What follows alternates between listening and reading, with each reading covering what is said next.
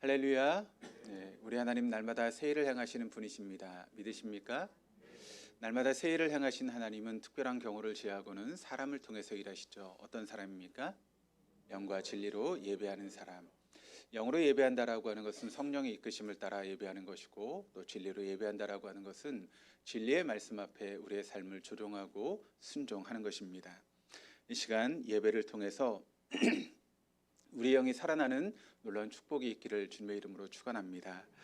영과 진리로 예배한다라고 하는 것이 바로 그런 것입니다. 성령의 이끄심을 따라서, 그리고 진리의 말씀 앞에 내 삶을 조종하고 순종할 때 우리는 성령의 인도하심을 받게 됩니다. 그리고 우리의 영이 살아나는 그런 놀라운 축복을 얻게 될 줄 믿습니다. 우리가 계속 요한계시록의 말씀을 함께 살피고 있습니다. 이 요한계시록의 말씀은 저주의 책이 아닙니다. 또 화의 책이 아니고 재앙의 책이 아닙니다. 이 책은 생명의 책, 또 복의 책, 구원의 책이다라고 하는 것을 계속 강조하며 말씀드리고 있죠. 그래서 요한계시록 1장 복이 있다라고 하는 말씀으로 시작해서 22장 복이 있다라고 하는 말씀으로 끝나고 있는 것이 바로 요한계시록의 말씀입니다. 그러니까 7가지 복이, 대표적인 7가지 복이 요한계시록 곳곳에 마치 보물찾기 하듯 숨어 있는 것이 바로 요한계시록의 말씀이라는 것이죠. 그러므로 우리는 재앙을 보는 것이 아니라, 또 화를 보는 것이 아니라, 저주를 보는 것이 아니라 그 안에 담겨있는 하나님의 놀라운 축복을 우리가 찾아내는 것입니다. 그리고 찾아서 우리가 뽑아 먹는 것입니다. 그렇게 구원을 받은 우리, 축복을 받은 우리에게 사명이 있다라고 하는 것을 알려주는 것이 또한 요한계시록의 말씀입니다. 그 사명을 6장에서 18장 사이에 찾아가는 거죠. 우리가 소위 삽입문이라고 하는 7장과 10장과 11장의 말씀을 통해서 우리의 사명이 무엇인가에 대해서 말씀하고 있는 것이 바로 요한계시록의 말씀입니다. 계속 우리가 그 말씀을 나누고 있는데, 오늘은 11장의 말씀을 함께 살펴보면서 하나님께서 우리에게 말씀하고 있는 것이 무엇인지를 함께 살펴보도록 할 텐데, 우리가 이제 코로나의 이제 터널을 지나오고 있는 가운데 있습니다. 그런데 코로나 사태를 우리가 겪으면서 교회가 나름대로 좀 어려움의 그런 시간들을 많이 가졌습니다. 이런 현실 속에서 우리가 자연스럽게 드는 의문이 있습니다. 그것은 무엇인가 하면 과연 교회에 소망이 있는가라고 하는 것입니다. 앞으로 우리 교회가 정말 이 어려운 가운데 살아남을 수 있는가라고 하는 그런 질문들이 사실 우리 안에 있습니다. 제가 이제 목사 안수를 받았던 시기가 지금으로부터 거의 한 20여 년 전에 목사 안수를 받았습니다. 그때만 해도 저희 교단에서 이제 목사 안수를 어떻게 주었는가 하면 지역총회라고 하는 것이 있었습니다. 그래서 서울 지역총회, 또 인천 지역총회, 경기, 또 중부, 또 호남, 또 경남, 이렇게 해서 6개의 지역총회가 있었는데, 저 같은 경우는 서울 지역총회에서 목사 안수를 받았습니다. 그때 이제 제가 목사 안수를 받을 때 저와 함께 목사 안수를 받았던 분들이 145명이 목사 안수를 받았습니다. 근데 지금 이제 얼마 전에 이제 저희 교단 목사 안수식이 있었는데, 지금 이제 지역총회라는 것이 없어서 전체 이제 전국에 있는 그런 교회들이 함께 모여서 이제 목사 안수를 하는데, 이번에 목사 안수를 받았던 숫자가 몇 명인가 하면 74명이 목사 안수를 받았습니다. 그러니까 제가 받을 때 서울 지역총회에서만 145명이 받았는데, 지금은 전국적으로 목사 안수를 받는 분이 74명밖에 되지 않습니다. 목회자의 수가 줄어가고 있는 것이죠. 그런데 여러분, 목회자의 수만 줄어가고 있습니까? 교회 성도의 숫자도 줄어가고 있고, 가장 문제는 다음 세대인 교회학교가 줄어들고 있다는 것입니다. 저희 교회 사이즈 정도 되는 교회에서도 여러분, 교회학교가 없는 교회가 참 많이 있습니다. 그러니까 한국 교회의 그런 미래가 어둡다라고 하는 것이 그런 이야기를 통해서 나타나고 있는 것이죠. 그런 이야기를 들을 때마다 우리 마음에 드는 생각은 무슨 생각인가 하면, 정말 한국 교회에 미래가 있는 것일까? 한국 교회는 정말 이러다가 문을 닫아버리는 것은 아닌가라고 하는 그런 마음들이 다 우리의 마음 가운데 있죠. 그래서 한국 교회가 유럽의 교회 전체를 닮아갈 수 있다라고 하는 그런 이야기를 이제 하고 있습니다. 교역자 이제 수련회를 제가 다녀왔습니다. 근데 갔다 오면서 영종도에 있는 곳에 이제 수련회를 했는데, 한 곳을 갔습니다. 그것이 어딘가 하면 메이들림이라고 하는 카페입니다. 그러니까 숲을 만든다라고 하는 그런 카페인데, 여러분, 그 카페가 어떤 카페인지 아십니까? 교회당을 카페로 만든 곳입니다. 그러니까 그 교회당이 이제 감리교에서는 이제 의미가 있는 교회인데, 영종도에서 처음으로 세워진 교회, 역사가 120년 되는 그런 교회인데 그 교회가 카페로 팔렸습니다. 그래서 교회 이제 십자가 종탑을 없애고 건물이 완전히 다 카페입니다. 그래가지고 지하부터 시작해서 이제 꼭대기까지 3층까지 한가운데 뭐 선악과 나무라고 이렇게 만들어 놔가지고 선악과 나무가 있고 그 주변으로 뭐 아담의 뜰 뭐 이렇게 만들어 놨더라고요. 그것을 바라보면서 한국 교회가 이제 이렇게 될 수도 있겠다라고 하는 그런 생각을 하게 되었습니다. 점점 교회 숫자가 줄어들고 또 성도들의 숫자가 들어가면서 큰 교회들이 이제 교회가 팔려지는, 그러니까 유럽이 그렇지 않습니까? 유럽의 교회들이 뭐 펍으로 팔리고 또 술집으로 팔리면서 교회의 그런 모습들이 사라지는 것처럼 한국 교회도 그런 일이 있을 수 있겠다라고 하는 그런 생각을 만들게 했습니다. 그런데 이런 질문, 정말 교회에 답이 있는가, 미래가 있는가라고 하는 그런 질문에 대해서 그 해답을 주고 있는 말씀이 오늘 본문의 말씀입니다. 우리가 6장의 말씀부터 이제 계속 보고 있는데 6장의 말씀이 죄 많은 세상, 그리고 죄 가운데 있는 인류를 심판하시는 예수님의 그런 하나님의 심판에 대한 그런 말씀이 이제 구체적으로 진행되고 있는데, 그 심판의 역사가 단계적으로 펼쳐지는 가운데 요한이 심판 이야기 가운데 사이사이에 중요한 말씀을 삽입해 놓았죠. 7장에 10장에 그리고 11장에. 그러니까 심판의 계시가 진행되는 과정에서 몇 가지 비전이 삽입되어 있는데 그것이 지금 7장, 10장, 11장의 말씀입니다. 때는 교회가 여러분 싸우기도 하고 또 분열되기도 하고 성서 사람들의 조롱거리가 되고, 그래서 하나님의 징벌을 받을 수밖에 없는 그런 부정과 부패가 얼마든지 교회 안에 일어날 수 있죠. 한동안 시끄러웠던 세습의 문제, 또 어떤 교회의 그런 지도자들이 재정에 대한 그런 부분들을 잘못 사용해서 일어나는 문제, 또 여자와 관련된 그런 문제들, 이게 교회가 심판을 받을 수밖에 없는 그런 여러 가지 이야기들이 우리에게 들려오고 있습니다. 뿐만 아니라 우리가 코로나라고 하는 이 작은 고난 속에서 어떻게 할 줄 몰라서 우왕좌왕하는 교회의 모습도 우리가 발견하게 되었습니다. 왜 이런 일이 우리에게 있어야 하는가? 바로 이런 코로나 시대를 통해서 주님은 우리를 징계하시고 또 재교육하시고 우리를 새롭게 빚어가시는 그런 하나님의 놀라운 은혜다라고 하는 것을 우리는 알아야 됩니다. 하나님은 우리 교회가 여전히 부족하고 또 죄 가운데 있는 교회지만, 그러나 하나님이 여전히 우리 교회를 사랑하십니다. 하나님은 성도들을 지금 고난이라고 하는 풀 속에 담그셔서 교회를 새롭게 연단하시고 정화시켜가는 그 같은 시간을 지금 가지고 계시다는 것입니다. 그리고 결국에는 이런 변화된 교회를 통해서 최후의 승리를 얻게 하시는 분이 우리 하나님이시다라고 하는 것을 여러분 잊지 마시기를 바랍니다. 이런 전이해를 가지고 오늘 본문의 말씀을 갈 텐데, 오늘 본문의 말씀을 통해서 우리가 중요하게 생각할 수 있는 세 개의 키워드가 있습니다. 하나는 42달, 그리고 두 중인 사흘 반이라고 하는 그런 세 개의 키워드가 있습니다. 이게 중요한 키워드인데, 이 세 개의 키워드를 보기 전에 먼저 1절, 2절 말씀을 보시면 측량이라고 하는 그런 단어가 나오고 있습니다. 이것부터 잠깐 살펴보고 세 가지 키워드에 대해서 함께 말씀을 보겠습니다. 먼저 1절 말씀을 같이 한번 읽어보도록 하시겠습니다. 나는 지팡이와 같은 측량자 하나를 받았는데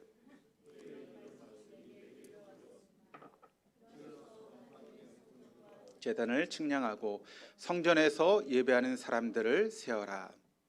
자, 요한계시록 11장이 열리면서 하나님의 성전과 성이 등장하고 있습니다. 제단이 등장하고 있죠.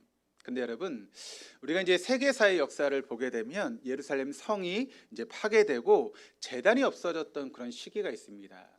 그게 바로 세계사를 보면 AD 이제 주후 70년에 로마의 티투스 장군에 의해서 예루살렘 성이 무너지고 예루살렘 성전이 무너지게 되죠.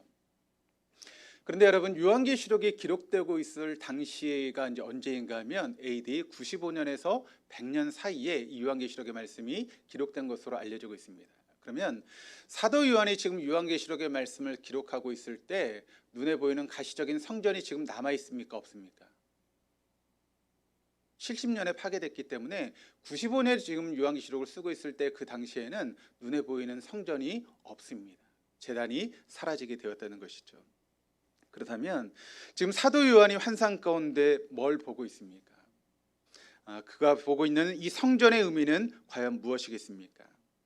여기 등장하고 있는 성전이라고 하는 것은 상징적인 의미를 가지고 있습니다. 이 환상 속에 담겨 있는 의미는 눈에 보이는 가시적인 성전은 이미 다 무너졌다는 것입니다. 더 이상 그 성전은 존재하지 않는다는 것이죠. 그러나 아직 하나님을 경배하는 사람들, 그리고 그 교회가 살아있다라고 하는 사실을 보여주고 있는 것이 오늘 본문의 말씀입니다. 그러니까 여기 나는 사도 요한이 봤던 이 성전이라고 하는 것은 하나님을 경배하는 사람들, 그리고 교회가 여전히 남아있다라고 하는 것을 이와 같은 환상을 통해서 지금 보여주고 있는 것입니다. 여기 측량이라고 하는 단어가 지금 나오고 있습니다. 이 단어의 의미는 무엇인가 하면 하나님의 보호하심 가운데 여전히 성도들이 있다라고 하는 것을 우리에게 보여주는 그런 의미입니다.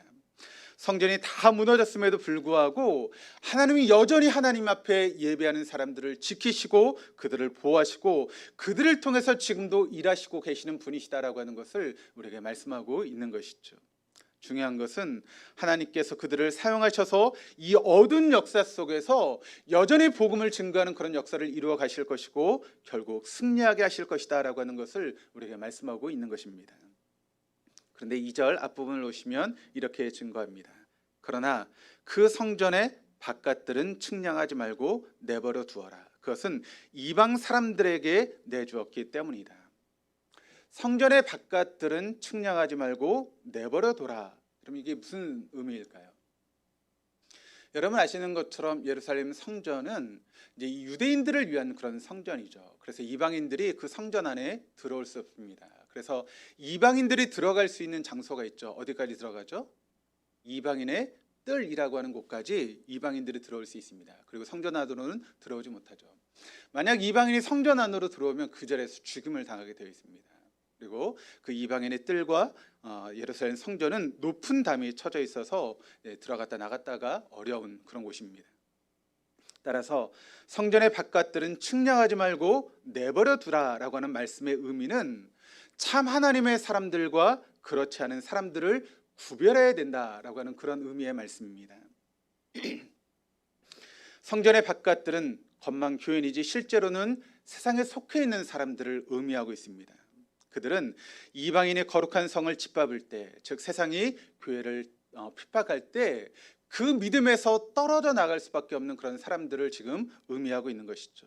그러나 참교회에 속한 사람들, 하나님을 온전히 신뢰하고 하나님을 온전히 믿는 그런 사람들은 어떠한 핍박이 온다 할지라도 그 믿음이 끄떡없이 믿음을 지키는 사람들을 의미하고 있습니다. 이런 참교회에 속한 사람들은 그렇지 않은 이름뿐인 기독교인들과 구별해야 된다라고 하는 것이 이 말씀의 의미입니다. 옛날에 이제 우리 권사님들이 이제 기도하실 때 이런 기도를 많이 했죠. 우리가 예배를 드릴 때 성전의 뜰만 받고 돌아가지 않게 해주십시오라고 하는 그런 이야기를, 그런 기도를 하지 않았습니까? 여러분 그 기도의 의미가 그런 뜻 아니겠습니까? 우리가 예배 온다고 해서 모든 사람이 다 하나님 앞에 예배자가 아닙니다. 어떤 분들은 예배하러서 그냥 성전의 뜰만 받고 돌아가시는 분들이 있다는 것입니다. 진정한 예배는 예배를 통해서 하나님을 만나는 것입니다.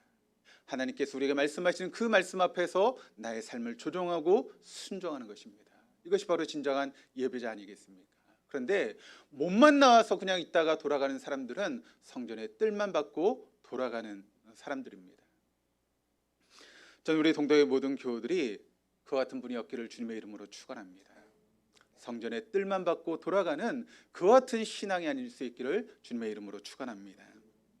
그렇다면 성전 안에 있는 그리스도인들, 참된 성도들에게 어떤 일이 벌어지는가? 2절 하반절 말씀에 그들이 그 거룩한 도성을 42달 동안 짓밟을 것이다. 42달. 세 개의 키워드가 있다고 말씀을 드렸죠. 42달, 두 중인 사흘 반. 네, 첫 번째 42달이 나오고 있습니다. 이 42달이 의미하는 것이 무엇이겠습니까? 역시 이것은 상징적인 그런 의미를 가지고 있습니다. 42달이라고 하는 것은 단순히 42달 혹은 3년 반을 의미하는 것이 아닙니다. 이것은 알 수 없는 기간, 그런 의미를 가지고 있는 것이 바로 42달의 의미입니다. 3년 반, 그러니까 3.5는 7 완전수의 여러분 반이죠. 그래서 절반에 해당되는 숫자인데 이것을 요한계시록에서는 42달 혹은 3년 반 혹은 1260일 혹은 한때와 두때와 반때라고 하는 그런 표현으로 사용을 하고 있습니다. 다 똑같은 이야기입니다. 다 3.5입니다. 그러니까 하나님은 하나님의 백성들이 이방 세력에게 짓밟힌 어두운 시기가 있다라고 하는 것을 바로 이와 같은 표현을 통해서 이야기를 하고 있습니다. 그렇습니다. 교회는 여름 말세 시기에 이와 같은 시간들을 통해서 고난을 받고 핍박을 받는 그런 시간들이 있다라고 하는 것을 이와 같은 표현을 통해서 지금 사도 요한이 이야기를 하고 있는 것이죠. 두 번째 키워드, 두 증인입니다. 이 두 증인이 오늘 본문 말씀의 핵심이 되는 그런 키워드인데, 우리 3절 말씀을 같이 한번 읽어보시겠습니다. 나는 내 두 증인에게 예언하는 능력을 줄 것이다. 그들은 1260일 동안 상복을 입고 예언할 것이다. 여기 두 증인이 나오고 있습니다. 이건 역시도 상징적인 의미입니다. 결론적으로 말하면 두 증인이라고 하는 것은 교회 공동체를 의미하는 그런 내용입니다. 여기 둘이라고 하는 숫자는 이제 합심 혹은 배가 된 힘 혹은 공동체를 뜻하는 그런 숫자 코드죠. 그러니까 교회가 공동체로서 힘을 합해서 이 땅에 복음을 증거하는 그런 사명을 감당해야 된다라고 하는 것을 이 두 증인이라고 하는 말씀을 통해서 이야기하고 있습니다. 4절 말씀을 다시 한번 보시면 우리 같이 한번 읽겠습니다. 그들은 이 세상을 다스리시는 주님 앞에 있는 올리브 나무 두 그루요 촛대 두 개입니다. 자, 올리브 나무는 기름을 공급하는 원천입니다. 그러니까 이스라엘 백성들에게 올리브 나무는 굉장히 중요한 나무입니다. 음식이 되기도 하고 또 상처가 나면 그 올리브 기름을 바르기도 하고 또 이렇게 등에 기름으로 사용하기도 합니다. 여러분, 그 기름이 촛대에 들어가면 어떻게 됩니까? 어두운 것을 밝히는 빛의 역할을 감당하는 것이죠. 교회의 사명이 바로 그와 같은 역할이라는 것입니다. 어두운 세상을 밝히는 그와 같은 사명, 그와 같은 책임이 바로 교회 공동체에 있어야 된다는 것이죠. 이 세상이 여러분 어두워지고 있다라고 하는 것은 무슨 의미가 있습니까? 교회가 책임을 다하지 못한다는 것입니다. 교회가 사명을 감당하지 못한다는 것입니다. 우리의 사명은 어두워지는 세상을 밝힐 수 있는 그런 빛의 사명이 바로 저와 여러분의 사명인 줄 믿습니다. 이 두 증인의 옷은 어떻습니까? 3절 말씀을 다시 한번 보시면 나는 내 두 증인에게 예언하는 능력을 줄 것이다. 그들은 1260일, 이게 바로 3년 반인데 42달이죠. 그동안 상복을 입고 예언할 것이다. 우리가 이제 요한계시록의 말씀 지금 세 번역으로 보고 있는데, 개역 개정에는 이제 어떻게 표현을 하고 있는가 하면 굵은 베옷을 입고 예언할 것이다라고 표현을 하고 있습니다. 1260일, 3년 반, 42달. 그러니까 42달은 박해를 받는 어두운 시절을 표현하고 있다면, 여기 1260일은 두 증인의 상복을 입고 예언하는 모습을 묘사하고 있습니다. 상복을 입었다라고 하는 것이 여러분 어떤 의미입니까? 슬픔의 의미죠. 그런데 우리가 구약의 배경을 보자면, 하나님께서 여러분 이스라엘 백성들이 범죄할 때 그 범죄한 이스라엘 백성들을 깨우치기 위해서 누구를 보내십니까? 예언자를 보내고 선지자를 보내시죠. 그런데 그 예언자와 선지자들이 복음을 증거할 때 무엇을 입었는가 하면 바로 베옷을 입고 말씀을 대언했습니다. 그때 외치는 메시지는 다른 게 없습니다. 회개하라는 것입니다. 하나님께 돌아오라는 것이죠. 그것이 바로 선지자들이 외쳤던 이야기입니다. 6절 말씀을 우리 같이 한번 읽어보시겠습니다. 그들은 자기 예언을 하는 동안에 하늘을 닫아 비가 내리지 못하게 할 수 있는 권세를 가지고 있습니다. 또 물을 피로 변하게 하는 권세와 그들이 원하는 대로 몇 번이든지 어떤 재앙으로든지 땅을 칠 수 있는 권세를 가지고 있습니다. 여기 말씀을 보니까 하늘을 닫아 비가 내리지 못하게 하는 권세, 누가 생각나죠? 누가 생각납니까? 불의 예언자였던 엘리야. 그리고 물을 피로 변하게 하는 권세, 또 몇 번이든지 어떤 재앙으로도 땅을 칠 수 있는 권세, 누가 생각나죠? 모세, 모세가 생각나죠. 그러니까 이 말씀은 좀 더 포괄적인 의미를 갖고 있는데, 역사의 마지막 때에 하나님이 쓰시는 사람들이 있습니다. 하나님 앞에 귀하게 쓰임받는 사람들이 있는데, 다시 말하면 교회 공동체가 하나님께서 주신 사명을 감당할 때 그 사명을 감당할 수 있는 능력을 하나님께서 부여하시겠다라고 하는 의미입니다. 말세 때에 복음을 증거할 수 있는 그런 사명, 그 사명을 감당하기 위해서 나아갈 때 하나님은 그들에게 능력을 주시겠다라고 약속하고 있는 것이죠. 그런데 여러분, 지금 교회의 모습을 한번 보시길 바랍니다. 이런 권세가 여러분 있어 보이십니까? 교회에 모여있는 분들을 보면 참 힘이 없는 그런 분들이 모여있는 것처럼 보여집니다. 아니 뭐 멀리 찾을 것 없이 저만 봐도 나 같은 찌질이가 뭘 할 수 있을까라고 하는 그런 생각이 제 안에도 있습니다. 나같이 부족하고 연약한데 내가 어떤 일을 할 수 있을까라고 하는 그런 마음이 제 마음 가운데 있습니다. 근데 여러분, 중요한 것은 무엇일까요? 중요한 것은 교회 공동체에 모여 있는 사람들이 아닙니다. 정말 중요한 것은 그들을 통해서 일하시는 분이 주님이시다라고 하는 것이 중요하다는 것입니다. 그렇습니다. 교회의 능력은 금은보화에 있는 것이 아닙니다. 교회의 능력은 여러분 세상 권력에 있는 것이 아닙니다. 교회의 능력은 교인들의 숫자가 적고 많음에 있는 것이 아닙니다. 교회의 능력은 그 교회의 재정이 얼마나 있느냐라고 하는 것이 교회의 능력이 아닙니다. 교회의 능력은 바로 교회의 주인이신 살아계신 하나님이 교회의 능력인 줄 믿습니다. 지금도 우리를 이끌어 가신 주님이 바로 교회의 능력인 줄 믿습니다. 여러분, 그 주님이 어떤 분이십니까? 말씀으로 천지를 창조하신 분 아니십니까? 말씀으로 죽은 자를 살리신 분이 여러분 우리 주님 아니십니까? 그렇다면 그 주님이 하시겠다고 하면 못할 일이 여러분 어디에 있겠습니까? 모든 것을 다 하실 수 있는 것이죠. 그러므로 교회의 능력은 저와 여러분에게 있는 것이 아닙니다.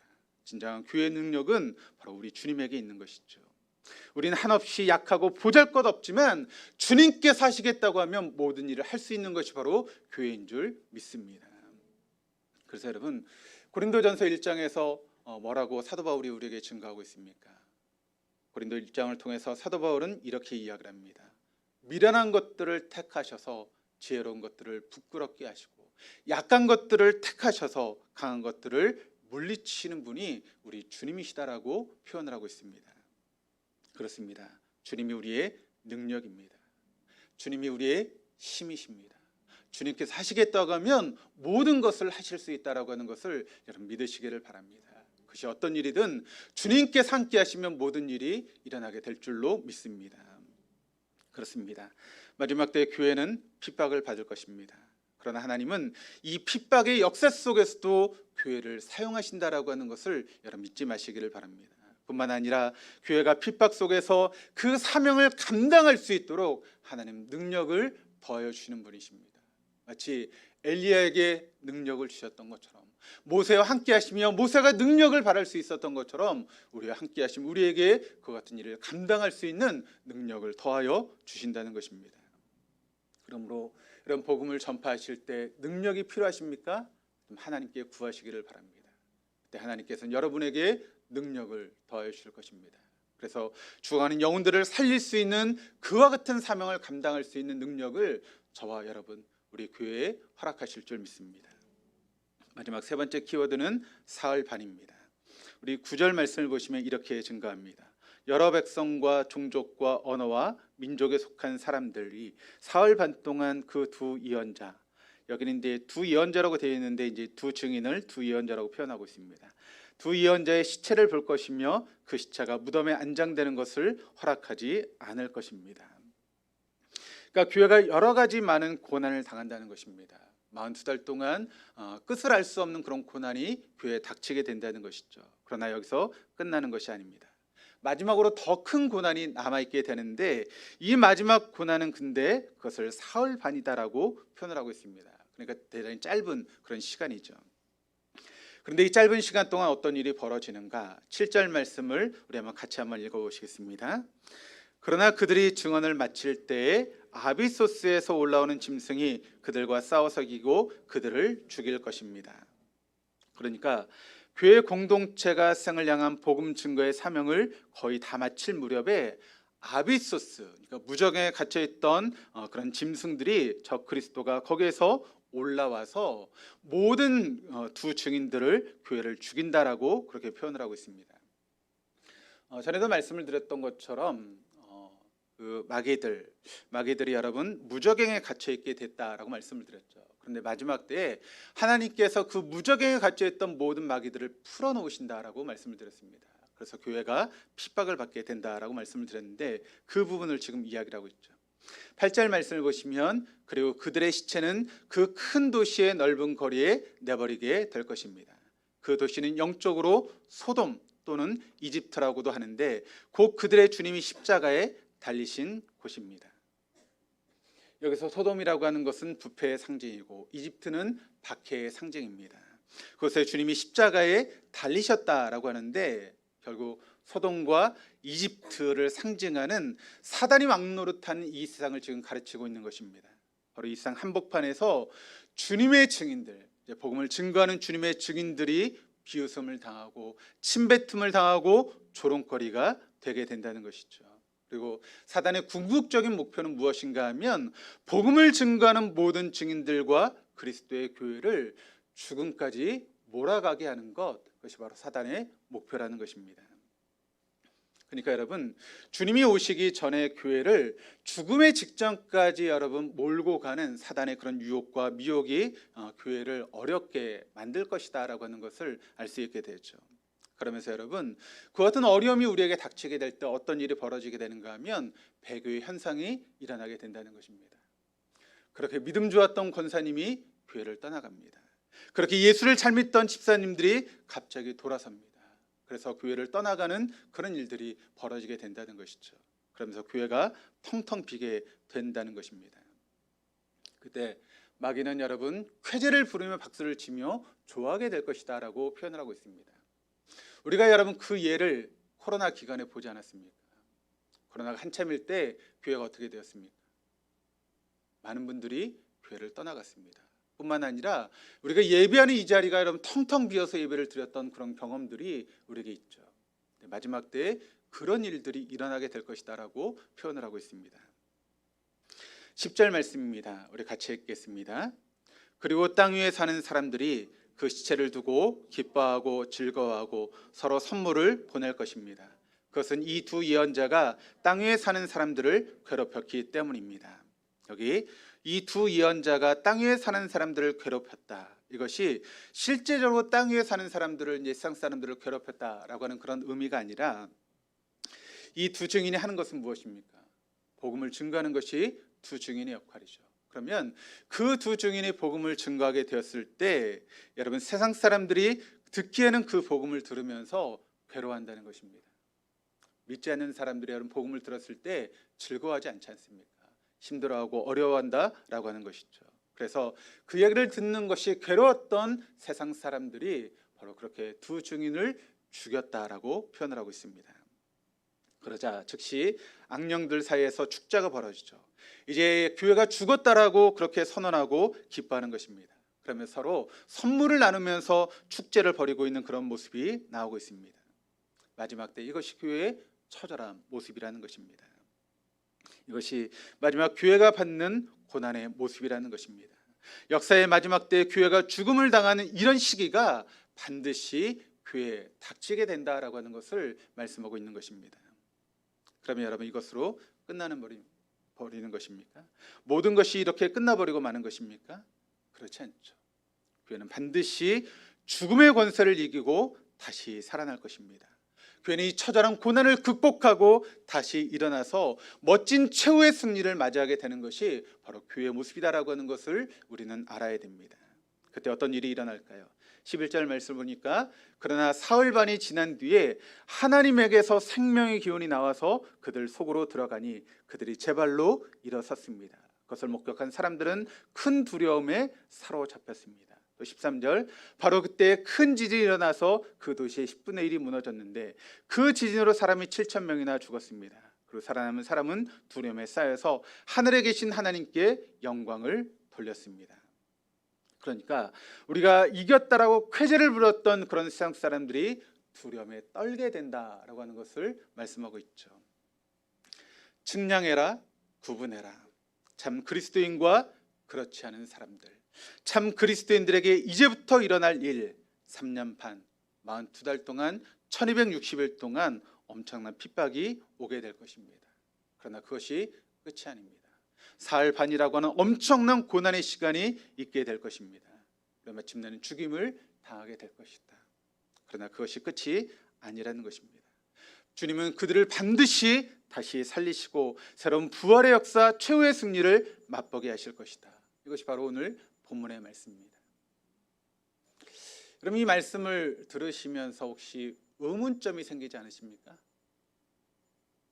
제가 이제 지난 시간 이렇게 계속 말씀을 드리면서 여러분에게 어떤 말씀을 드렸는가 하면 구원받은 하나님의 백성들은 어떤 재앙 속에서도 털끝 하나 다치지 않을 것이다라고 말씀을 드렸는데 또 오늘 말씀을 보니까 여러분 뭐라고 말씀하고 있습니까? 오늘은 다 죽는다 또 그렇게 이야기를 하고 있어요. 어떤 장단에 우리가 맞춰서 춤을 춰야 될까요? 뭐가 맞는 걸까요? 털끝 하나 상하지 않는 게 맞는 걸까요? 아니면 이렇게 죽임을 당하는 게 맞는 것일까요? 오늘은 제가 시간이 없어 이 부분을 자세하게 이제 못하고 다음 시간에 이 부분을 여러분에게 풀어드리겠습니다. 기대하시기를 바랍니다. 예, 기대가 되십니까? 네, 기대하시기를 바랍니다. 다음 주일에 이제 6장에서 11장까지를 쭉 정리하면서 한번 궁금한 걸 풀어드리고 이제 12장의 말씀으로 넘어가려고 합니다. 이제 12장의 말씀이 새로운 국면으로 접어들기 때문에 다음 시간에 잠깐 이제 쉬는 의미로 이제 궁금한 걸 풀고 12장의 말씀으로 넘어가겠습니다. 여기까지 말씀을 한번 정리해 볼까요? 주님은 본 말씀을 통해서 우리에게 무슨 말씀을 하고 있습니까? 교회는 지금까지 핍박 속에서도 복음을 증언해 왔다는 것입니다. 하나님 이런 교회를 당신의 능력으로 보호하시고 도우신다는 것입니다. 그럼에도 불구하고 역사의 최후의 날의 교회는 어려움을 당하게 될 것이다. 그래서 문을 닫는 지경까지 오게 될 것이다 라고 그렇게 이야기를 합니다. 사실 우리가 복음의 역사를 보면 여러분 그와 같은 모습은 이미 많이 있었습니다. 한국교회도 여러분, 한국교회가 복음이 들어왔을 때 얼마나 많은 핍박이 있었고 순교자들이 있었습니까? 그래서 교회가 문을 닫는 것처럼 보여주는 그런 시간들도 있었지만 지금 여기까지 오지 않았습니까? 그렇게 문이 닫히는 것 같고 교회의 복음이 사라지는 것 같은 그와 같은 시간도 있었지만 결국 하나님께서 그 복음 전도자를 지켜서 우리에게까지 지금 복음이 증거된 것 아니겠습니까? 그렇습니다. 분명히 핍박이 있고 어려움이 있지만 그것이 교회의 마지막의 모습은 아니다라고 하는 것을 기억하시기를 바랍니다. 주님은 당신의 증인들을 결코 포기하지 않으십니다. 반드시 다시 살려내실 것입니다. 여러분 우리 그리스도인들을 여러분 그렇게 이야기할 수 있는 별명이 있다면 그것이 무엇이겠습니까? 바로 증인이라고 하는 별명입니다. 우리가 잘 알고 있는 사도행전 1장 8절 말씀, 오직 성령이 너에게 임하시면 너희가 권능을 받고 예루살렘과 온 유대와 사마리아와 땅끝까지 이르러 뭐가 된다고요? 내 증인이 되리라. 그렇습니다. 우리는 주의 복음을 증거하는 증인들입니다. 그것이 바로 우리의 사명이라는 것이죠. 오늘 말씀의 거울 앞에 한번 자신을 비춰보시기를 바랍니다. 여러분 이와 같은 사명을 잘 감당하고 계십니까? 복음을 증거하라고 하는 땅끝까지 이르러 복음의 증인이 되라고 하는 그 사명을 감당하시며 삶을 살고 계십니다. 에베소 2장 8절 말씀이 이렇게 증거합니다.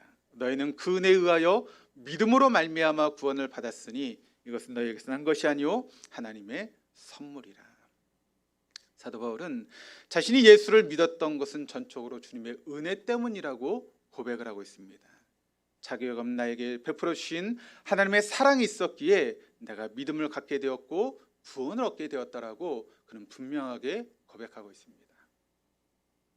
여러분, 내가 구원받은 하나님의 자녀가 되었다면 무엇 때문입니까?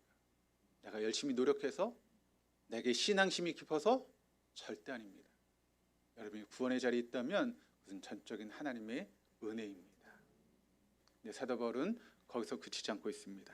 빌립보서 1장 29절 말씀 우리 한번 같이 한번 읽어보시겠습니다. 하나님께서는 여러분에게 그리스도를 위한 특권, 즉 그리스도를 믿는 것뿐만 아니라 또한 그리스도를 위하여 고난을 받는 특권도 주셨습니다. 자, 사도 바울이 뭐라고 이야기합니까? 내가 구원을 받은 건 전적인 하나님의 은혜입니다. 그런데 이처럼 나같이 부족한 이 사람에게 그리스도를 위해서 고난을 받는 특권을 허락해 주셨다고 사도 바울은 고백하고 있습니다. 제가 무엇이기에 예수를 위해서 고난을 받을 수 있단 말입니까? 이것은 정녕 주님께서 제게 주신 특권이고 은혜입니다. 여러분 예수를 위해서 어떤 고난을 받고 계십니까? 복음 증거를 위해서 어떤 고난을 받고 계십니까? 그 고난이 특권이라는 것을 믿고 계십니까? 한 가지 이야기를 하고 말씀을 마치겠습니다. 오래전에 루마니아에서 가장 큰 침례교회를 맡아 심으셨던 조셉톤이라고 하는 그런 목사님이 계셨습니다. 이 목사님 너무 유명해서 루마니아 공산 정권과 독재자들에게 경계와 두려움의 대상이 되었습니다. 그래서 이분을 좀 처치하고 싶은 그런 마음이 있는데 이 국제적인 여론 때문에 차마 이 목사님을 죽이지 못하고 국외로 추방을 시켰습니다. 미국에 가서 여러 신학교를 전전하며 설교를 하는데 이 목사님이 가는 곳마다 그분의 설교를 듣기 위해서 많은 사람들이 모여들었습니다. 이분이 위대한 목회자이자 신학도였는데 어떤 사람이 이 목사님에게 이렇게 물었습니다. 목사님의 신학은 무엇입니까? 그때 목사님 주저하지 않고 이렇게 대답을 합니다. 내게는 단 하나의 신학밖에 없습니다. 나의 신학은 순교의 신학입니다. 나는 단 하나의 신앙밖에 없는데 그것은 바로 순교의 신앙입니다. 이 시간이 흘러서 이 목사님을 추방하고 나서 공산 정권이 서서히 무너지고 있었습니다. 그리고 동구권이 이제 개방이 되고 열려지기 시작했던 것이죠. 그러면서 자유롭게 예수를 믿게 되었습니다. 그때 미국의 복음주의 기자가 목사님을 찾아와서 물었습니다. 목사님, 동구권이 열립니다. 이제 마음껏 자유롭게 신앙생활을 할 수 있게 되었다네요. 소감이 어떻습니까? 목사님은 그때 뜻밖의 대답을 하십니다. 예, 저는 솔직히 두렵습니다. 아니, 두렵다니요. 공산정권이 무너지고 이제 조국으로 돌아가서 마음껏 신앙생활을 할 수 있고 목회할 수 있는데 뭐가 두려워요? 목사님이 이렇게 대답을 합니다. 예, 내 조국에는 예수 그리스도를 위한 고난받는 것을 은혜로, 고난받는 것을 특권으로 여기고 살고 있는 성도들이 많답니다. 그래서 복음을 위해 고난을 받고 핍박을 받더라도 그것 때문에 더 예수를 바라보고 더 열심을 내고 있지요. 그러나 만약 갈방이 되어서 내 조국에 돌아갔을 때 내 조국의 교회가 주님을 위한 고난을 은혜로 알지 못한 사람들로 가득 채워질까 두렵습니다. 주님을 위해서 고난받는 것을 은혜로 알지 못하는 사람들로 채워질까 두렵다라고 하는 그 말이 제 마음에 큰 울림으로 다가왔습니다.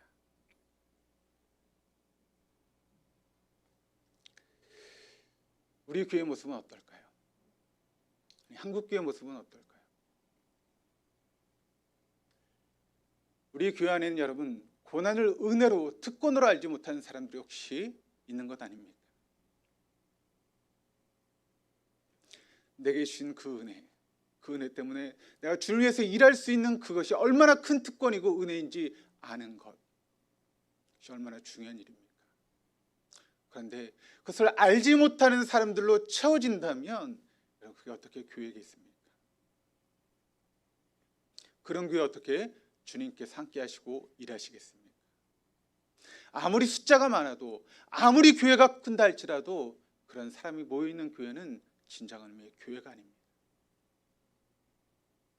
숫자가 적고 작은 교회라 할지라도 내가 예수 그리스도를 위해서 고난받는 것을 은혜로 알고 특권으로 아는 사람들이 모여있는 것이 진정한 교회 아니겠습니까? 코로나 사태를 지나면서 교회가 많은 어려움을 겪고 있습니다. 이런 상황 속에서 조셉도 목사님이 뭐라고 말씀을 하셨을까 한번 생각을 해봤습니다. 목사님, 요즘 전 세계가 코로나 바이러스가 창궐해서 특히 교회가 어려움을 겪고 있는데 소감이 어떻습니까?